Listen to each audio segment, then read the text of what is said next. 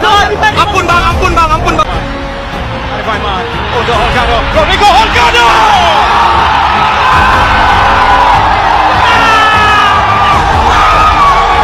Kosong. Dua gol dijaringkan oleh pemain warisan baru. Bang. Oh abang, pemain warisan kami bisa gol bang. Bukan 0 ya, maaf ya. Ya, kekalahan 6-0 oleh Jepang ternyata menjadi bahan ledekan para supporter timnas Malaysia. Menurut mereka, para pemain naturalisasi mereka bisa mencetak gol. Berbeda dengan pemain naturalisasi Indonesia yang disebut mandul oleh mereka. Mereka menyarankan para pemain naturalisasi Indonesia harus belajar kepada Malaysia bagaimana cara mencetak gol.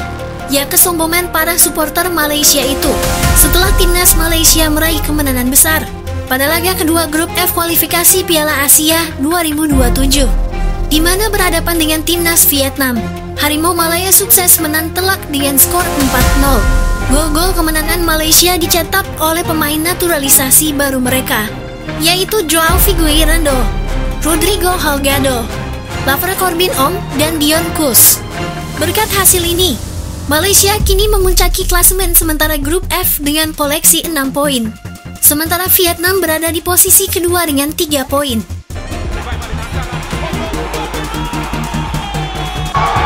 Kosong. Dua gol dijaringkan oleh pemain warisan baru. Bang. Oh abang, pemain warisan kami bisa gol bang. Bukan 0 ya, maaf ya. Ya, tak cuma para supporter Malaysia yang mengejek Indonesia. Pandit Vietnam juga menilai jika para pemain naturalisasi Malaysia lebih berkualitas dibandingkan pemain naturalisasi Indonesia. Selesai kekalahan negaranya atas Malaysia, Pundit Vietnam Quang Huy menilai kekuatan timnas Malaysia kini bisa mengalahkan timnas Indonesia. Jika Malaysia melawan Indonesia, saya merasa Indonesia tidak akan mampu bersaing. Malaysia memiliki pemain yang lebih baik dan bermain sepak bola yang sangat langsung dengan gaya Eropa, ujar Quang Huy. Ya, sindiran para supporter Malaysia dan pandit Vietnam tersebut langsung dikomentari oleh supporter Indonesia. Menurut fans Indonesia, Malaysia hanya melawan tim ASEAN saja. Tentu level Vietnam masih di bawah level Asia. Jadi bagi supporter Malaysia, jangan sombong dulu jika hanya melawan tim ASEAN. Asal Malaysia tahu, Indonesia pernah mengalahkan Vietnam 3 kali secara berturut-turut, yaitu 2 kali di kualifikasi Piala Dunia dan 1 kali di Piala Asia.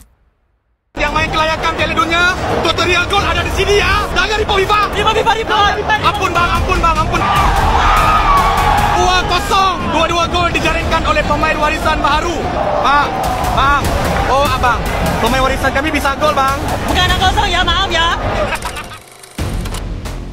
Di balik itu, sebagai negara yang besar, tidak berlebihan rasanya kalau kita bangga bilang Indonesia adalah negara yang sangat mencintai sepak bola dan kecintaan publik tanah air, terutama setelah mereka memastikan diri lolos ke babak ronde keempat dan membuka peluang lolos ke Piala Dunia 2026. Dengan segala peluang yang ada, Indonesia terus mendapatkan banyak sorotan, sekaligus dukungan dari berbagai elemen untuk bisa menembus tebalnya dinding dunia. Salah satunya dari Presiden FIFA Gianni Infantino. Bahkan Infantino cukup berharap kepada Indonesia untuk bisa lolos ke Piala Dunia 2026. Ya, di lain sisi, perjuangan timnas Indonesia untuk meraih mimpi ke Piala Dunia harus diakui memang sangatlah berat. Tergabung di grup neraka, tim Garuda seolah jadi tim yang diremehkan di awal karena jarak ranking yang terlampau jauh dengan tim-tim lain. Bahkan ada juga narasi yang menyebut ketika itu kalau Indonesia hanyalah bocah kemarin sore yang tidak sengaja masuk ke grup maut. Namun yang terjadi, mental Garuda tidak menggambarkan kalau tim ini adalah tim dengan ranking 3 digit. Meski di laga pamungkas kita harus mengakui Jepang dengan skor telak 6-0. Namun sebagai tim debutan timnas tampil cukup oke dengan mengoleksi 12 poin dari 10 pertandingan selama babak ronde ketiga. Bahkan dengan koleksi 12 poin memastikan Indonesia lolos ke babak ronde keempat. Come on! Look at that! Sementara itu, jika berbicara soal fanatisme Indonesia, memang tidak usah ditanya lagi. Dimanapun Indonesia, beneran selalu punya supporter yang selalu siap memberikan dukungan. Itulah kenapa tim Garuda tidak akan pernah sendirian. Dan hal itu bisa kita lihat baru-baru ini, saat tim Indonesia bertandang ke markas Jepang. Meski skuad Indonesia remuk dihantam pasukan Nippon, namun dukungan luar biasa tetap diberikan oleh fans yang mengatasnamakan Ultras Garuda. Bahkan coba sebutkan fans Asia mana yang datang away, tapi bikin koreo yang cukup megah kalau bukan Indonesia. Bahkan koreo supporter Indonesia di Jepang kemarin benar-benar menyita banyak perhatian media-media di dunia. Mereka menyebut, baru pertama kali melihat supporter away membentangkan koreo di kandang lawan.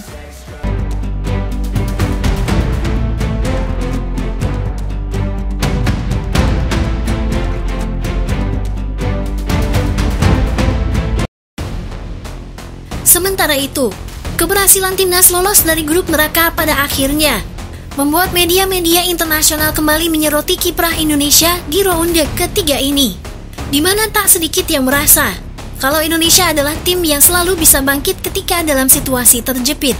Dan di babak ronde keempat inilah Indonesia semakin membuka asa untuk tampil di panggung tertinggi, sekaligus menjadikan nama Indonesia kian terangkat termasuk oleh FIFA. Di balik itu, kita melihat kiprah Indonesia nanti di ronde keempat mendatang. Apakah Indonesia bisa menuntaskan misi sulit ini meski dikepung oleh tim-tim Timur Tengah? Baru-baru ini AFC menunjuk Arab Saudi dan Qatar sebagai tuan rumah ronde keempat nanti.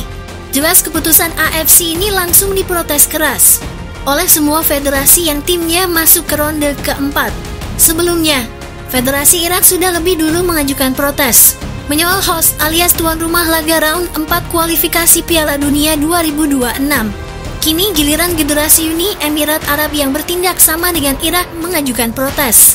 Seperti yang dilaporkan laman Emaratalium, Federasi UEA pun mendesak AFC agar transparan dalam menunjuk tuan rumah putaran keempat. Jangan mentang-mentang negara Arab Saudi dan Qatar kaya raya, harus seenaknya menunjuk kedua negara ini. AFC selaku induk sepak bola di Asia harus netral dalam memilih tuan rumah ronde keempat mendatang.